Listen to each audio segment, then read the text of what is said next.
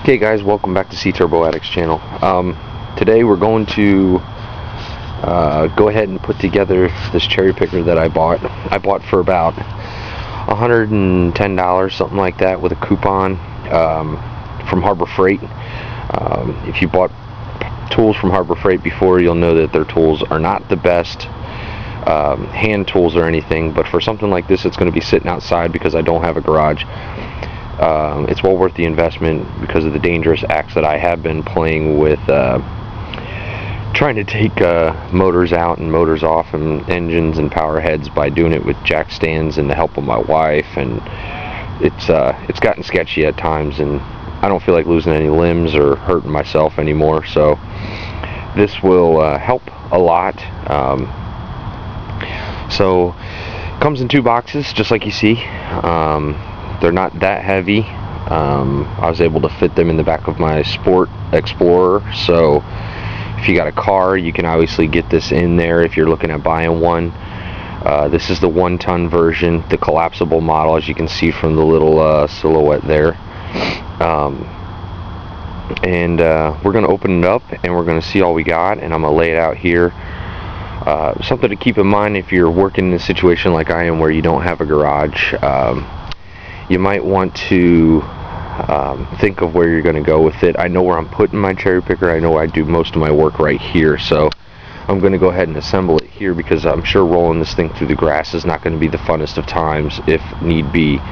But I do have a boat on a trailer, so I can hook it up and move it back and forth and put shit away. So this quick video is going to be about putting this together. That way, if you get one for Christmas or your birthday, or your wife decides to buy you one, or your mom, grandma, whoever, I don't care, that way you can look pretty badass by not reading any instructions, and you've already watched this video and seen how it goes together. So gonna open up the boxes and we're gonna take a look and see what we have inside. Alright, open up the boxes here. You have a base, and make sure your main tubes are in there for the arm itself. Looks like a jack handle's in there. I actually have the ram portion in the back of my truck because the box had ripped. You got 4 large casters, 2 smaller casters, a bag of bolts, another bag of bolts here, and another bag of bolts here. These directions always make me laugh because if you didn't know, I am a mechanical drafter, CAD draftsman, and this is kind of the stuff that I do all day long for the guys in the shop, but right now I do it on a custom architectural level, custom metalwork shop. So these make me laugh because they've got the things labeled wrong, so don't always go off of these instructions. They're calling you to use, you know, large caster bolt 1B, small caster bolt 1B. That's the same damn part. There's not the same amount of parts. So I did a little count. I have 8 of these short bolts, 16 of the large bolts. If there's 4 bolts in each hole, okay, everybody's not a, you know, you don't have to be a mathematical genius to figure that 4 of these with 4 holes takes 16 bolts. The larger caster takes larger fucking bolts. Sorry if that made no sense, but just that kind of shit irritates me, because there's people out there that couldn't figure that out, and they would be here frustrated with this shit for days, and you know, they're just trying to do something. So anyway, first step is to take these large casters. These are all swivels, and what we're going to do is we're going to bolt them to the main base. There's a nut and washer and lock washer. The nut washer and lock washers all go inside, but I'll show you that after I get them on there. I'm going to put 2 on, and I'll show you how they go. Okay, I'm going to show you how these casters go on the bottom, and then I'll complete a whole side. Obviously pretty simple. Caster goes on like so. I'm sure you can see that. This is the setup they have, and it's a nut, a bolt, a washer, and a lock washer. The nut, lock washer, and washer go on the inside. So just to give you a heads up, anybody with fat fingers, that's gonna suck. My hands barely fit in there. You got to hold them on the tip of your finger to get the nut on. but don't tighten anything down until you have all 4 of these in, and then tighten them down. Alright, now that the 2 big casters are on the back, there's a spot here on the bottom for the small casters and the small bolts that go with the casters. These holes are tapped already, so I'm sure they're filled with lovely paint that I can strip out my bolt in. So let's go ahead and put one of those on.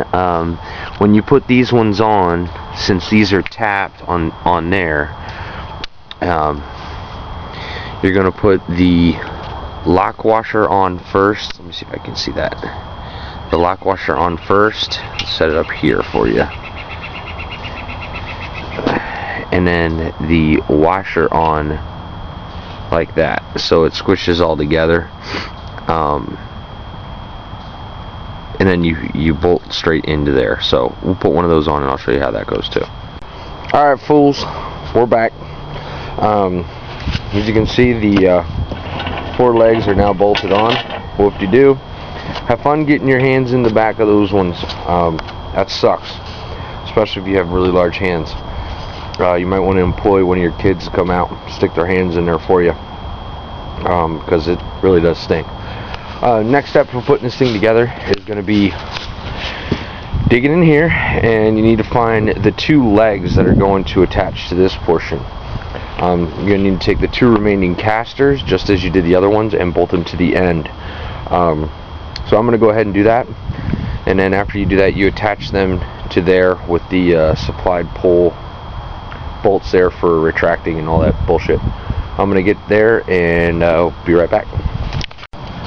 Alright, after you had jammed your damn hands in there to get to those back bolts there again, which I'm telling you, look, it sucks to try and get in there. So I don't have huge hands, but I mean, my knuckles don't want to fit inside there, and I'm sure nobody else's does. Anyway, once they're in there, next thing that you do is you come over here and you pull your cotter pins off out of here. You take your little things out, and then it's about as simple as can be. Line up the damn holes, put these back in, push the cotter pins back in,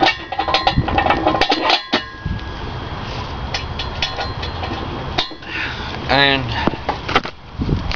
now you have the base assembled. What these will allow you to do, there's actually notches cut in on the bottoms of these when you were looking at them, but you'll undo this and it'll allow you to fold up the legs and put this thing away nice. So I'm gonna get the next pieces out, which is I think gonna be this piece, but I'm gonna get it out and we're gonna go from there. Oh, I forgot to make mention, it must be my lucky day because I have 1 extra nut.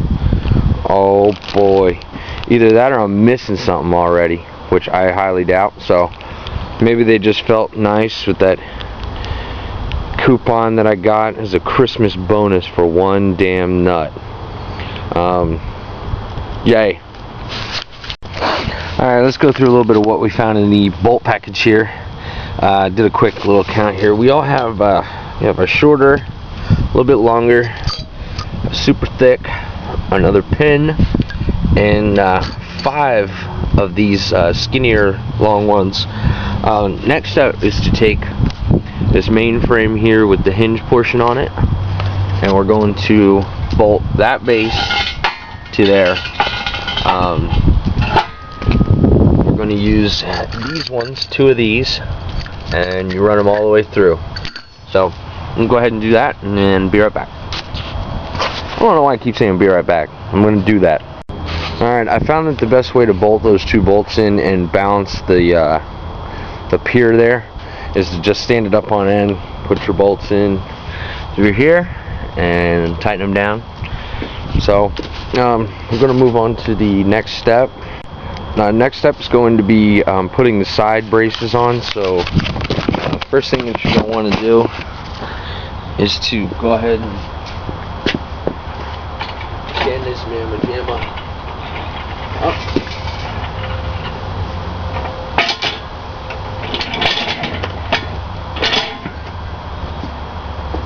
And then you're looking for these flat bars with the little fancy shapes on them.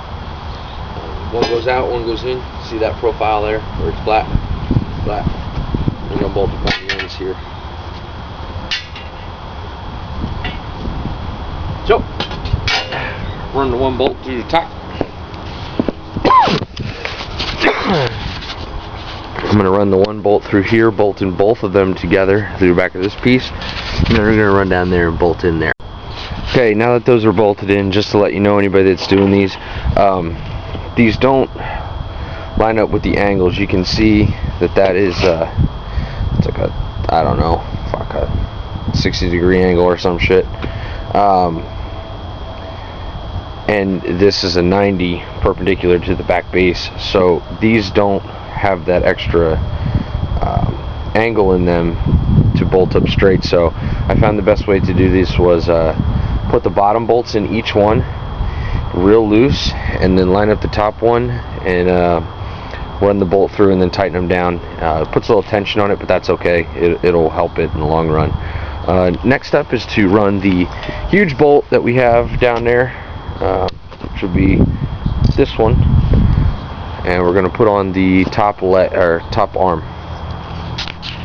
Alright, now that that's bolted in, I didn't put this in tight yet. I have not tightened it down because I'm going to put it in the ram now, the jack, if you will, whatever, with the big bolt. Let's put them side by side so you can see. Big bolt on the bottom, small bolt on the top. You can start by laying it down and putting the bottom bolt in just like that, and then swinging it up to put the top bolt in. Don't tighten anything down yet until you get them all lined up. Okay, now that we had tightened those down, I just want to give you a quick heads up. These two sockets are really beneficial, or one, you're going to need either an adjustable wrench or a pair of channel locks. These 3 points are moving points that you should understand by just the way geometry works, but you don't want to tighten these down to where you want a clearance in here. Those need to have a running fit. Same deal with here. You don't want that too tight. You don't want to bend this and snap these. But back to the sorry, my ADD kicked in. This is a 1-inch socket, and this one here is a 1 1/8 inch socket. The 1 1/8 fits up here, and the 1-inch socket fits down here. Most people's simple mechanic tool sets don't have these. They go up to about 3/4 or 7/8, 19 millimeter, but they don't go this big. But these are really common sizes, so if you don't have these, I would suggest going and purchasing them. You may not use them often in your standard gasoline application, but it does come up a lot. When there's a weird size that's huge that you need, this normally ends up being it. They end up also helping with things like hitches and bumpers and any diesel applications when bolts start getting bigger, So just a heads up. From right here, I'm going to go ahead and jack it up. Once I jack it up, I'm going to go ahead and put the arm on it with the pull-out pin. So you guys can hang along for that if you like. I'll just set the camera down, and I don't know what kind of view you're going to get there, but whatever. Starting to warm up finally.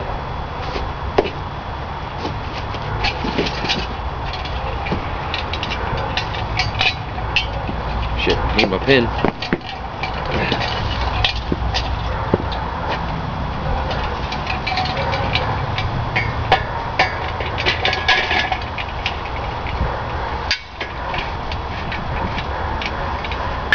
Just gonna put it in one for now, half ton.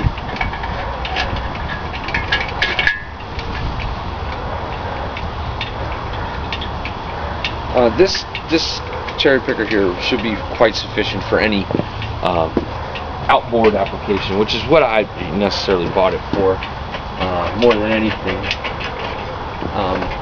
I will be doing a car restoration here in a little bit. And I have a race car that's buried in New Jersey right now that needs to get out here to St. Louis with me, that I'll be turning the motor out of at one point in time. But by that time that happens, I'll probably be in a garage. Last thing to do would be to go ahead and tighten this up, because I'm not real sure how tight it is. It's obviously not tight at all. It comes with this standard chain. There's a lot of other options you can use, other things. Got levelers and all kinds of shit. But this will do what I need it to do. So basically, that's it. It's assembled. Not too hard to do. Anybody, your standard hand tools, with the exception of, you know, a couple crescent wrenches or whatnot.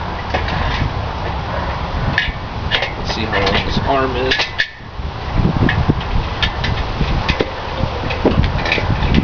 It's a decent length on the arm. We'll check and see how far it jacks up here. That's what will be really important to me. It'll probably really suck if this doesn't go as far as it really should.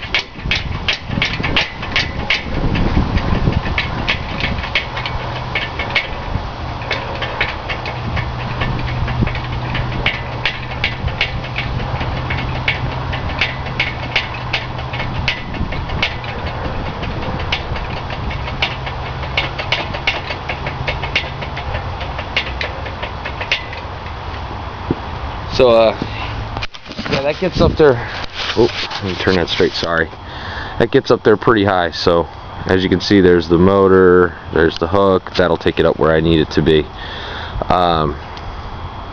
So yeah, that's all we got for right now. I think I got to take the kids and the wife to a matinee. I haven't been able to spend much time with them with my schedule.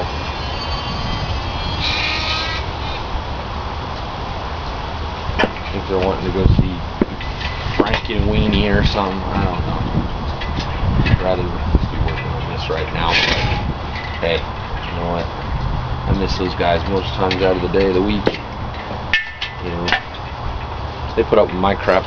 I'm a real pain in the ass. So. Right now, guys, thanks for watching. Appreciate all you guys. Feel free to comment. Let me know if there's anything you want to see. If you've spotted something in the background beyond all my garbage that, you know, interests you, that you're like, hey, what's that? Let me know, and I'll put up a video about it. Might as well show you how these work too. We'll good look at how these fold up. You stand them up and you throw your bolt back in on the short side and run your pin through.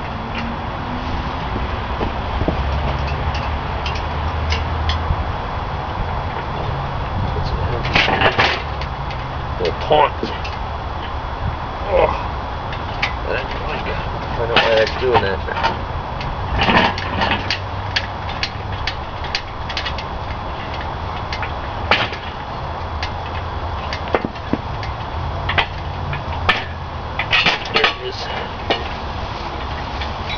Oops.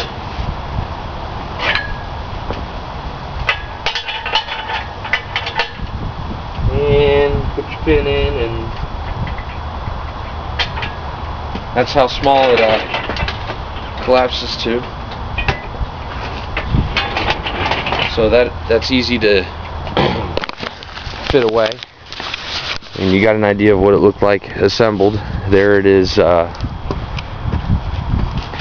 Small enough, closed up, so that can tuck away in a lot of garage corners, man. $100, you know, hour and a half, maybe assembly. That's between me talking to you guys and making videos. So again, thanks for watching, subscribe, and I'll catch you guys later.